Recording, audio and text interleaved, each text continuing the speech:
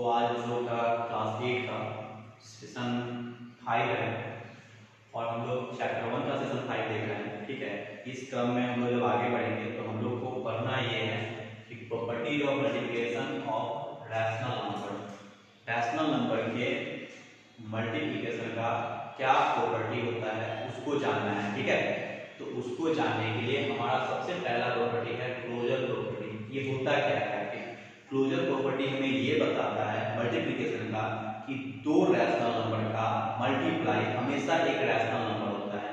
जैसे अगर मान लीजिए कि अगर 2/3 मल्टीप्लाई -3/7 तो ये हमेशा जो रिजल्ट आएगा, जैसे रिजल्ट इसका आएगा क्या, 3 से 3 कट जाएगा, ये -1 बचेगा, तो -2/7 ये जो बचा ये भी एक रैशनल नंबर है।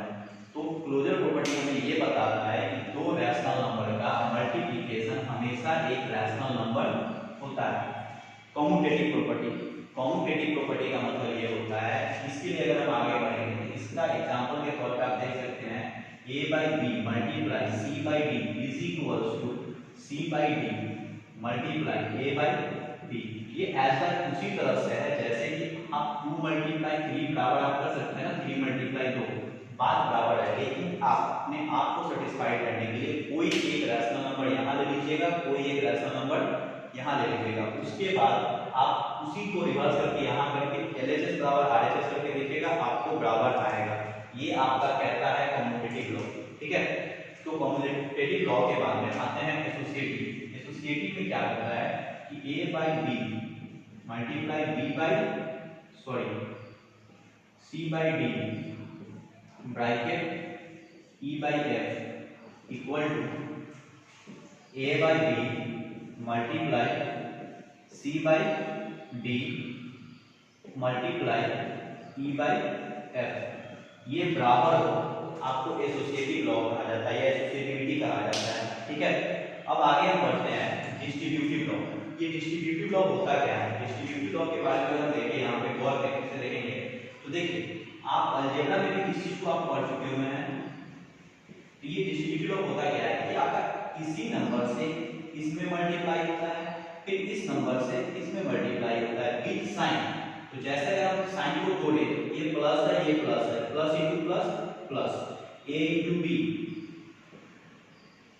फिर plus into plus plus, a into c। अगर इसके अलावा दूसरा एग्जांपल देखिएगा तो जैसे मान लेते हैं a multiply -b plus c। अब इसको देखते हैं मल्टीप्लाई करके, तो plus into minus a into b। ठीक है, फिर उसके बाद plus into plus plus a into c, a into c। ये आपका हो गया डिस्ट्रीब्यूटिव लॉ के बारे में। ठीक है, अब दूसरी सबसे लास्ट जो आपका है मल्टीप्लिकेटिव इनवर्स, जिसको हम रेसिप्रोकल भी कहते हैं। तो कुछ नहीं करना है, जैसे आप फ्रैक्शन का मल्टीप्लिकेटिव इनवर्स पढ़े हुए हैं कि डिनोमिनेटर को ऊपर और न्यूमरेटर को नीचे कर देते हैं, सेम एज लाइक इसमें भी। जैसे अगर आपको कोई रैशनल नंबर मिलता है -3/7, ठीक है, तो ये क्या हो जाता है, आपका पलट जाता है। तो ये आपका रेसिप्रोकल होगा, तो 7/, आप लिखिएगा -3। तो हम आपको पहले सेशन में भी बता चुके हैं रैशनल नंबर के डिनोमिनेटर में निगेटिव नहीं होता है, उसको हम लोग ऊपर लेके जाते हैं। इसको लिख सकते हैं -7/3, न्यूमरेटर में हमेशा देते हैं। तो ये हमारा रेसिप्रोकल हो जाएगा -3/7 का -7/3। डिनोमिनेटर में एक बार फिर से समझ लीजिए निगेटिव नहीं रहता है। एक बार फिर से याद दिलाने में हम आपको बता देते हैं क्यों नहीं रहता है, और तो ये तो पता है कि कैसे नहीं रहता है। हम आपको फिर से एक बार रिपीट में समझा देते हैं कैसे डिनोमिनेटर से जो निगेटिव होता है वो ऊपर भाग जाता है या न्यूमरेटर में चला जाता है। उसको हम डायरेक्ट भी लिख सकते हैं, अदरवाइज हम पूरी प्रोसेस के साथ ही जा सकते हैं। तो इससे आपका मार्क्स पे कोई असर नहीं पड़ेगा। जैसे आप देखिए, मान लीजिए कि अगर आपको है 7/-3 का, तो इसको मल्टीप्लाई कर सकते हैं -1 से इक्विवेलेंट फ्रैक्शन के लिए इक्वल क्वांटिटी से ऊपर नीचे मल्टीप्लाई करते हैं तो हमारा बात बराबर होता है।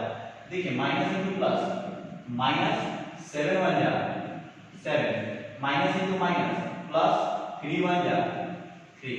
तो ये आपका इसी वजह से देखिए पहले डिनोमिनेटर में था अब न्यूमरेटर में चला गया, तो यहां से ये काम होता है। चलिए अब कॉपी कलम आप लोग निकाल के रखे हुए होंगे, तो एक क्वेश्चन लिखिए। क्वेश्चन आपको ये लिखना है कि फाइंड द रेसिप्रोकल ऑफ 5/-12। आपको 5/-12 का रेसिप्रोकल निकालना है, तो क्या होगा? तो इसका रेसिप्रोकल की अगर बात करें तो ये -12/5 हो जाएगा, ठीक है। अगर 3/5 का रेसिप्रोकल कोई पूछता है तो होगा कितना? 5/3। ये हमारा रेसिप्रोकल का केस हो गया। अब हम आगे बढ़ते हैं, ठीक है। आगे का एग्जांपल लिखने के लिए आप एक काम कीजिए कि क्वेश्चन को नोट डाउन कर लीजिए, ठीक है। क्वेश्चन आप लिखने का तैयार रहिए, एक सेकेंड लिखिए। आपको डिवाइड करना है, ठीक है। तो डिवाइड करने का जो क्वेश्चन है वो क्वेश्चन ये है, हम बोर्ड पे ही लिख देते हैं, ठीक है। आप लोग क्या कीजिएगा कि वीडियो पॉज कर करके लिखिएगा। हमारे लिए अगर आपका लिखने का अगर वेट करें तो फिर ये दिक्कत हो जाएगी, ठीक है। तो आपका क्वेश्चन हो सकता है -3/9 डिवाइडेड बाय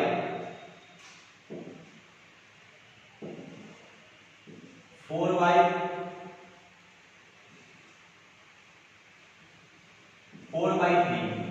ठीक है। अब इसको डिवाइड करना है, ये एक आपका क्वेश्चन है, ठीक है। इसको डिवाइड करना है तो बाई इसको लिखिएगा ऐसे -3/9 बाई का डिवाइड 4/3। जब इसको सॉल्व करने जाएंगे तो क्या लिखेंगे? -3/9 डिवाइड को मल्टीप्लाई में कन्वर्ट करते हैं तो रेसिप्रोकल हो जाता है। मल्टीप्लाई में कन्वर्ट करने के बाद नीचे का ऊपर, ऊपर का नीचे, 3/4। अब देखिए कहीं कटने वाला है, क्रॉस में कटने वाला है, तो ऊपर से ऊपर मल्टीप्लाई -3 प्लस -3 1 जा, क्योंकि ये 1 जा कटा हुआ है 3, नीचे से 3 4 जा 12, तो आपका क्या आ गया? -3/12 आंसर, ठीक है। अब अगला एग्जांपल इसी में लिखिएगा।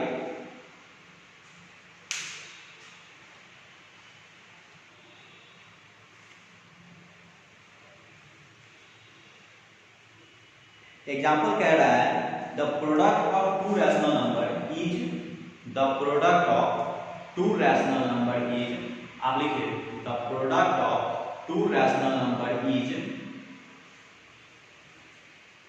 -28/81। The product of to rational number is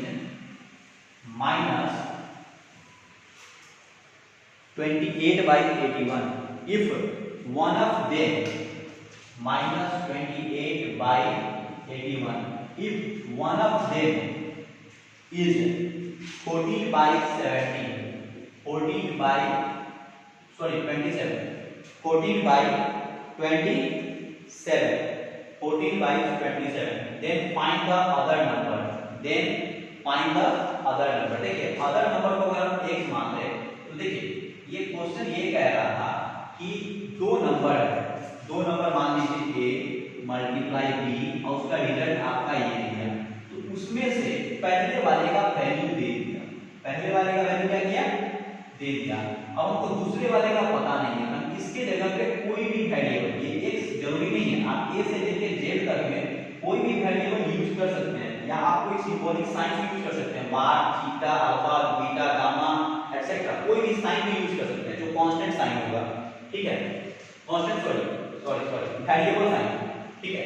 तो यहाँ पे एक साइन दे देंगे, तो साइन देने के बाद हमको जब इसका वैल्यू निकालना होगा तो हमारे लिए देखिए बेस्ट ऑप्शन हमको ऐसा लगता है कि कुछ नहीं कीजिए, आप एक काम कीजिए कि आपको x का वैल्यू निकालना है, 27 इधर डिवाइड में है, उधर जाके क्या हो जाएगा? मल्टीप्लाई में, तो x बराबर पहले इसको लिख लेते हैं -28/81 और ये 27 डिवाइड है, तो उधर जाके मल्टीप्लाई, तो मल्टीप्लाई कर देते हैं 27। अब देखिए ये 14 इधर मल्टीप्लाई में है, x के साथ है, इधर क्या होगा? डिवाइड में, तो डिवाइडेड बाय 14। अब देखिए काट छाट को करना है, हम लोग कर लेंगे। 9 से कटेगा 3 बार में, 9 से 9 बार में, 3 से 3 1 जा 3 3 जा, 7 से कटेगा 2 बार में, 7 से कटेगा 4 बार में, ये फिर कटेगा 4 2 जा। तो देखिए यहाँ पे ऊपर कितना बचा? सिर्फ -2 बचा, और नीचे कितना बचा? 3 बचा, यही आपका x का वैल्यू हो जाएगा। या यूं कहिए तो आपका अदर नंबर यानी दूसरा नंबर में मल्टीप्लाई करता है यहाँ और ये आंसर लाता वो होगा -2/3। ओके, चलिए अब हम लोग अगला एग्जांपल लिखने को तैयार रहेंगे। By what number should be multiplied 3/-4? By what number should be multiplied by what number should be multiplied so that the product may be 5/12? ठीक है, अब वही चीज है, फिर वही क्वेश्चन कह रहा है कि 3 बाई, हम यहाँ लिख लेते हैं, क्वेश्चन वही कह रहा है कि 3 बाई -14 में क्या मल्टीप्लाई किया जाए? हम x मल्टीप्लाई करते हैं कि रिजल्ट में क्या हो जाए, प्रोडक्ट में भी प्रोडक्ट हो क्या जाए 5/12। ठीक है, क्या हो जाए 5/12 हो जाए। तो इस तरह से आप अगर देखिएगा, अगर x का वैल्यू निकालना हो तो आप क्या कीजिएगा, -14 डिवाइड में उधर जाएगा 5/12, -14 डिवाइड में इधर आके मल्टीप्लाई -14, फिर ये मल्टीप्लाई में इधर आके डिवाइड हो जाएगा। जब अपना मल्टीप्लाई का अपना साइन चेंज करता है तब, या मल्टीप्लाई या डिवाइड साइन चेंज करता है, साइन चेंज नहीं करता है, सॉरी, मल्टीप्लाई डिवाइड में होता है, डिवाइड मल्टीप्लाई में होता है, तब जब वो अपना साइड चेंज करता है। जैसे ये लेफ्ट साइड में था, लेफ्ट साइड से आरएचएस में गया, राइट हैंड साइड में गया। ये आरएचएस क्या है, अगर आपको नहीं पता है तो फिर से बता देते हैं, ये इक्वल है, इक्वल का लेफ्ट साइड। जैसे आप अगर गौर कीजिएगा तो ये हमारा लेफ्ट साइड है, आप लोग के लिए भी यही लेफ्ट साइड होगा। ठीक है, तो ये हमारा राइट साइड है। लेफ्ट साइड की बात करते हैं हम, तो देखिए यहाँ पे लेफ्ट साइड से अगर राइट साइड में कोई चीज जाती है तो ये इधर डिवाइड होगा, उधर जाके मल्टीप्लाई, या उधर से भी कोई डिवाइड अगर इधर आता है ना तो वो मल्टीप्लाई नहीं होगा। कोई भी नंबर अपना साइड चेंज करेगा तो जो मल्टीप्लाई वाला होगा तो डिवाइड में जाएगा, जो डिवाइड वाला होगा वो मल्टीप्लाई में जाएगा, जो ऐड वाला होगा वो सब्ट्रैक्ट में, जो सब्ट्रैक्ट वाला होगा वो ऐड में। ठीक है, तो यहाँ से आप सॉल्व कर लीजिएगा, आपका आंसर आ जाएगा। आपका आंसर आना चाहिए -5/3। इतना तो आप लोग कर सकते हैं, भरोसा है आपको पे। चलिए हम लोग अगले एक्सरसाइज का एग्जांपल देखते हैं। ठीक है, और ये क्या है एग्जांपल उसका देख लेते हैं हम लोग। आपको करना ये है कि अब रैशनल नंबर रिप्रेजेंट होना चाहिए, नंबर लाइन पे रैशनल नंबर रिप्रेजेंट होना है, और उसके बाद साथ ही साथ आपको दो रैशनल नंबर के बीच का रैशनल नंबर भी निकालना है। ठीक है, जैसे एक क्वेश्चन लिखेगा, find the rational number between -2 and 6। Find the rational number between -2 and 6। Find a rational number between -2 and 6। चलिए आप देखिए, आपको जब एग्जाम्पल चालू किए थे उसी समय में आपको ये बताया गया था कि लाइक फ्रैक्शन या लाइक रैशनल नंबर होता क्या है। ठीक है, इसको बड़े ध्यान से समझिएगा। ठीक है, ये आपका 9th में भी आपको ये क्वेश्चन पढ़ना है। ठीक है, आप जब आगे 9th में पढ़िएगा तो आपको ये क्वेश्चन वहां भी मिलेगा कि रैशनल नंबर निकालना होगा, 2, 4, 5, 10, 20 कर देगा निकालने के लिए। ठीक है, 15 कहेंगे, 6 कर सकते हैं। लेकिन इसको क्या करेंगे, लाइक फ्रैक्शन में पहले कन्वर्ट कीजिए। तो लाइक फ्रैक्शन में कन्वर्ट करने के लिए सबसे पहले देखिए यहाँ डिवाइडेड बाय 1। तो लाइक फ्रैक्शन या लाइक रैशनल नंबर के लिए क्या होता है, डिनोमिनेटर हमारा इक्वल होना चाहिए, डिनोमिनेटर इक्वल है। चलिए ठीक है, बात हमारा इक्वल है। अब देखिए, दो नंबर के बीच या दो रैशनल नंबर के बीच कितने रैशनल नंबर, अगर कोई पूछेंगे दो रैशनल नंबर के बीच कितने रैशनल नंबर आ सकते हैं, उसका संख्या बताने के लिए, उसका काउंटिंग बताने के लिए, तो हम लोग सीधा आंसर देंगे इनफाइनाइट। क्या आंसर होगा हमारा, इनफाइनाइट। उसी तरह से जब हम इसकी बात करेंगे माइनस, और हाँ, जब भी कभी दो रैशनल नंबर के बीच आपको अगर कहा जाए रैशनल नंबर निकालने के लिए, तो आपके अगर आंसर बुक के आंसर से अगर वैरी करता है, कि आपका आंसर और बुक के आंसर मैच नहीं करता है, तो आप ज्यादा देरी नहीं मिलेगा। आपका प्रोसेस जो एक बार सीख लीजिए, अगर प्रोसेस सही है तो वो आंसर भी आपका सही होगा। क्योंकि जब अनंत है, अनंत में से तो कुछ भी अगर आ सकता है आंसर। ठीक है, तो देखिए यहाँ पे -2/1 and 6/1, इसके बीच में हमको रैशनल नंबर निकालने के लिए कितना बोलेगा। मान लीजिए अगर वो बोलता है कि अगर 3 बोलेगा, ठीक है, ये लाइक रेशनल नंबर में आ चुका हुआ है। पहले तो सबसे पहले अगर लाइक रेशनल नंबर में नहीं होगा तो उसको लाइक रेशनल नंबर में कन्वर्ट करेंगे, लाइक रेशनल नंबर में कन्वर्ट करेंगे। हो जाने के बाद क्या करेंगे कि आपको अगर मान लीजिए कि हमसे पूछा कि 3 रेशनल नंबर निकालिए इन दोनों के बीच में, तो हम 3 से कोई बड़ा नंबर लेंगे। क्या करेंगे? 3 से कोई बड़ा नंबर लेंगे।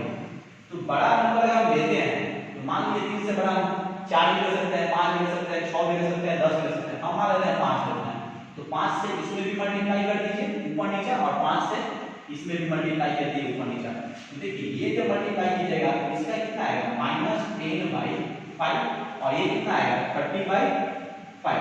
अब देखिए दोनों लाइक रेशनल नंबर भी है। अब इसके बीच का रेशनल नंबर आपको लिखना है। आपके इसके बीच का रेशनल नंबर कितना होगा? -9/5, -8/5, -7/5, डॉट डॉट डॉट आएगा कहां? फिर आप पॉजिटिव में चले जाइएगा 1/5, इस तरह से डॉट डॉट डॉट आपका 29/5 है। मतलब आपका इतना आंसर आ चुका है। अब इसमें से किसी 3 को लिखना है। आपकी अगर इच्छा है तो यही 3 रहने दीजिए आंसर, तब भी आपका आंसर सही है। और किसी को मानूंगा नहीं, हमको पॉजिटिव में रखने का मन है। आप पॉजिटिव में भी कोई जहां से चाहे कि आपका पॉजिटिव में भी 0 से लेकर 29 तक है आपका, तो लिख सकते हैं यहाँ पे।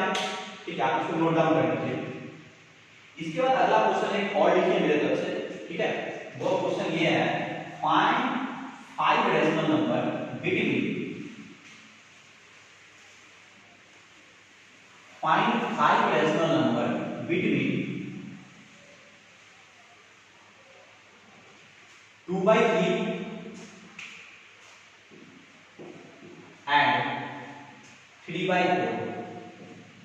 चलिए देखिए यहाँ पे 2/3 और 3/4 क्या दोनों लाइक रेशनल नंबर है? तो हम गौर से देखेंगे तो ये नहीं है। हमें मिलेगा कि 3 और 4 है, दोनों इक्वल नहीं है। तो चलो हम इसको इक्वल कर लेते हैं। 3 और 4 का एलसीएम कितना होगा? 12। तो हम यहाँ से अगर आगे बढ़े तो 3/4, अगर इसको 12 लाना है तो 3 से मल्टीप्लाई करेंगे। तो हम जानते हैं कि लाइक फ्रैक्शन में अगर हम 30 के 3 से मल्टीप्लाई किए हैं तो फ्रैक्शन तो इक्विवेलेंट होना चाहिए। उसीलिए हम यहाँ पे 3 से करेंगे, ऊपर नीचे 3 से कर दिए तो ये कितना होगा? 9/12। जब यहाँ की बात करते हैं तो इसको अगर लाइक फैक्टर में कन्वर्ट करना हो, 2/3 है, अब इसको 12 बनाना है। तो 12 बनाने के लिए क्या करेंगे? 4 से मल्टीप्लाई करेंगे। तो 4 से मल्टीप्लाई जब हम इसमें किए हैं तो इक्विवेलेंट फ्रैक्शन के लिए हमको भी 4 से यहाँ करना होगा।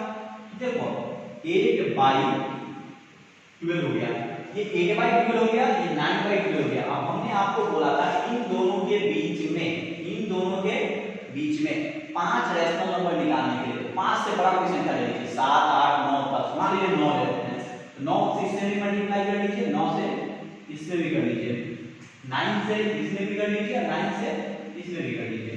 चलिए देखते हैं क्या होता है। ये कितना हो जाएगा? 72/108, और ये कितना होगा? 81/108। अब इसके बीच की चाहिए, 73/108, 74/108, 75/108 एंड सो ऑन 80/108। अब आप देखिए बोर्ड पे गौर से देखिएगा तो आपको ऐसा एहसास होगा कि आपका सारा का सारा 5 जो पूछा गया था 5 से ज्यादा आ गया। अब वो कौन कौन आ गया ये देखना है आपको। ठीक है, अगर गौर फरमाइएगा इस बीच में आपका होगा क्या कि 73/4, 73/108, 74/108, 75/108, 76/108, 77/108, 78/108, 79/108, उसके बाद 80/108। मतलब इसमें 5 हमको निकालना था, 5 से ज्यादा हो गया तो हम क्या कर सकते हैं कि कोई भी 5 हम लिख सकते हैं। तो चलिए आज का सेशन यहीं खत्म करते हैं हम लोग। मिलते हैं अगले दिन। Have a good day.